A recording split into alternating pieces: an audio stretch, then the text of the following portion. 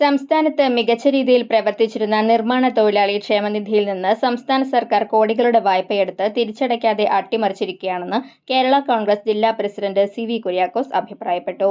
ജില്ലാ cement workers യൂണിയന്റെ നേതൃത്വത്തിൽ നിർമ്മാണ തൊഴിലാളികളുടെ ക്ഷേമനിധി രൂപീകരണത്തിനു വേണ്ടി പ്രവർത്തിച്ച ജില്ലാ സിമന്റ് വർക്കേഴ്സ് യൂണിയന്റെ പ്രസിഡന്റും കേരള കോൺഗ്രസ് സംസ്ഥാന ജനറൽ സെക്രട്ടറിയും ജില്ലാ പ്രസിഡന്റുമായിരുന്ന എ.എൽ. സെബാസ്റ്റ്യൻ മാസ്റ്ററുടെ 14ാം ചരമവാർഷികത്തോടനുബന്ധിച്ചുള്ള അനുസ്മരണ യോഗം പാവറട്ടിയിൽ ഉദ്ഘാടനം ചെയ്ത് സംസാരിക്കുകയായിരുന്നു അദ്ദേഹം. മാതൃകാ വ്യക്തിത്വമായിരുന്നു എ.എൽ. സെബാസ്റ്റ്യൻ മാസ്റ്റർ എന്ന് അദ്ദേഹം ചൂണ്ടിക്കാട്ടി. കേരള കോൺഗ്രസ് സംസ്ഥാന കമ്മിറ്റി അംഗം എ.സി. ജോർജ് അധ്യക്ഷത വഹിച്ചു. ജില്ലാ cement workers union working president O J. Sebastian, Kerala Congress നിയോജകമണ്ഡലം working president C A. Sunny, union general secretary P L. Paulson, നേതാക്കളായ C K. Jose, Pavaratty panchayat standing committee chairman V J. Varghese, Kerala Youth Front ജില്ലാ president Joby Alappatt, Abhini Sasi, Biju Kottappady, V L. Thanchappan, P K. Johnny എന്നിവർ സംസാരിച്ചു.